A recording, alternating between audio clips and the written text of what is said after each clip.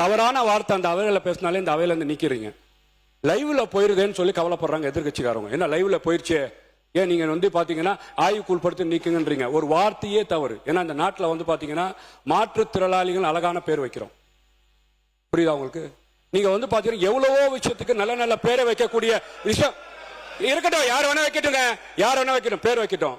ஆனா நான் ஒரு சமுதாயத்தில் பிறந்திருக்கிறேன், ஒரு சமுதாயம் சார்ந்தவனா இருக்கிறேன்.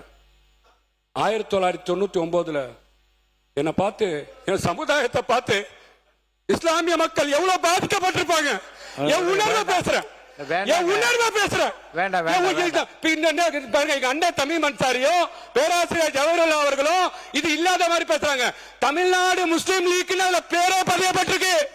எவ்வளவு வருத்தப்படுறேன், வேதனை சொல்றதுக்கு கஷ்டம் இல்லையா?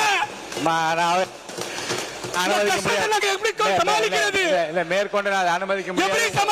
இல்ல இல்ல, உங்க உணர்வை நான் மதிக்கிறேன். இல்ல இல்ல இல்ல இல்ல இருங்க.